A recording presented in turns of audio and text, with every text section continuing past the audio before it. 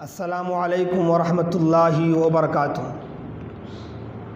الحمدللہ علی احسانہ والشکر لہ علی امتنانہ والصلاة والسلام علی رسولہ اما بعد۔ محترم ناظرین، میرے عزیز دوستوں اور بھائیوں،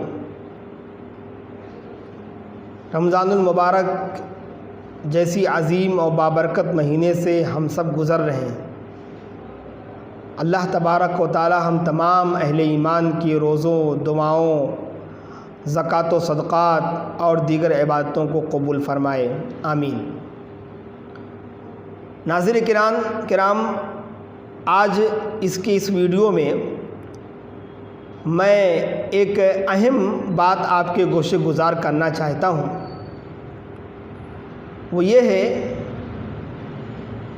کہ رمضان المبارک کے اندر بہت سارے لوگ ایسے ہیں جو صبح سے لے کے شام تک بھوکے اور پیاسے رہتے ہیں، روزہ رکھتے ہیں، لیکن انہیں سوائے بھوکے اور پیاسے رہنے کے کچھ حاصل نہیں ہوتا۔ گرچہ وہ نمازیں بھی پڑھ رہے ہوں، قرآن بھی پڑھ رہے ہوں، دیگر عبادتیں بھی کر رہے ہوں، کیونکہ اللہ کے نبی علیہ السلام کی ایک پیاری حدیث آپ کی گوشے گزار کر دینا چاہتا ہوں، جس حدیث کی تناظر میں اپنی بات کی وضاحت کروں گا۔ اللہ کے نبی علیہ السلام نے ارشاد فرمایا، من صام رمضان ایمانا و احتسابا غفر له ما تقدم من ذنبه ومن قام رمضان ایمانا و احتسابا غفر له ما تقدم من ذنبه متفق علیہ۔ یہ دو حدیثوں کے الگ الگ ٹکڑے ہیں، دونوں میں ایک من صامہ ہے، دوسرے من قامہ ہے، اور دونوں روایتوں کو امام بخاری رحمۃ اللہ علیہ اور امام مسلم رحمۃ اللہ علیہ نے اپنے اپنے صحیح میں نقل کیا ہے۔ ناظرین کرام، میں دعوت دوں گا کہ اس حدیث کے ٹکڑے پر غور کیجیے۔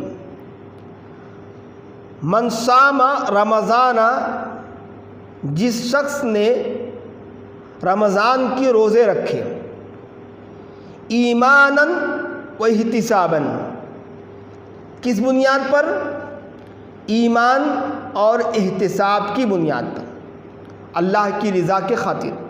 غفر له ما تقدم من ذنبی، اللہ اس کی پچھلے گناہ معاف کر دیں گے۔ گناہوں کی معافی کے لیے اس حدیث میں دو شرط ہیں۔ جب تک کسی روزے دار میں یہ دو شرطیں نہیں پائی جائیں گی، اس کا روزہ مکمل نہیں ہو سکتا۔ پہلی شرط ایمان، اس کا اپوزٹ شرک، بدعت، خرافات۔ جو لوگ مومن نہیں ہیں یا خود کو جو مومن کہہ رہے ہیں لیکن شرک کے آلودگیوں میں ملوث ہیں یا بدعت و خرافات کے کیچڑ میں گرے ہوئے ہیں، ایسے لوگ روزہ رکھ کر بھی انہیں کوئی اجر نہیں ملنے والا ہے، گناہ ان کا معاف نہیں ہوگا اس حدیث کے مطابق۔ تو پہلی شرط ہے ایمان۔ اب ایمان والا جو شخص ہے وہ روزہ رکھ رہا ہے تو اچھی بات ہے، اس کے ساتھ میں اس کا احتساب جو آگے آ رہا ہے، لیکن وہ آدمی جو ایماندار ہے بھی لیکن شرک میں مبتلا ہے، اس کا ایمان تو اس کو کوئی فائدہ نہیں دے گا، کیونکہ مشرک شرک جیسا عمل کر رہا ہے۔ بدعت، خرافات، گمراہی، گناہ جس چیز میں ملوث ہے، اگر اس کے اندر ایمان نہیں ہے تو اس کا روزہ چاہے وہ 30 دن نہیں 60 دن کا روزہ رکھ لے، اس کا روزہ اسے کوئی فائدہ نہیں دے گا۔ دوسری چیز ہے احتساب۔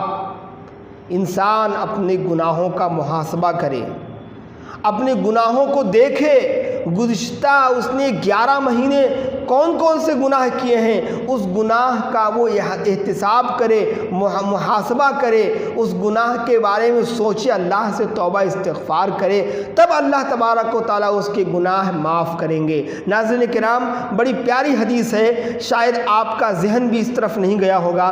اس حدیث کے اندر دو شرطیں رکھی گئی ہیں کسی کی روزے کی قبولیت کے لیے۔ من صام رمضان ایمانا و احتسابا، ایمان کے ساتھ اور اپنے گناہ گناہوں کا محاسبہ کرتے ہوئے اگر کوئی شخص روزہ رکھتا ہے، صبح سے لے کے شام تک بھوکا پیاسا رہتا ہے اللہ کی رضا کے خاطر، تو اللہ رب العالمین اس کے گناہوں کو معاف کریں گے۔ لیکن اگر کسی شخص کے اندر یہ دونوں چیزیں نہیں ہیں، ایمان بھی نہیں ہے، شرک میں ملوث ہے، یا پھر اس کے اندر احتساب بھی نہیں ہے، رمضان آنے کے بعد بھی گناہ کر رہا ہے، دوسری جو ہے فحش چیزیں دیکھ رہا ہے، موبائل کا غلط استعمال کر رہا ہے، تو ایسے شخص کا روزہ بھی اس کے لیے کوئی فائدہ نہیں دیکھا۔ لہذا اس حدیث کو عام کیجئے، دوسروں کو بتائیے کہ اس حدیث کے اندر 2 شرطیں ہیں، اس شرطوں کو لے کر چلیں تو اللہ تبارک و تعالی ہمارے روزوں کو قبول کرے گا۔ باری اللہ سے دعا ہے اللہ تبارک و تعالی ہم تمام اہل ایمان کو اس پیاری اور مبارک حدیث پر عمل کرنے کی توفیق عطا فرمائے، آمین۔ وآخر دعوانا ان الحمدللہ رب العالمین، والسلام علیکم ورحمۃ اللہ وبرکاتہ۔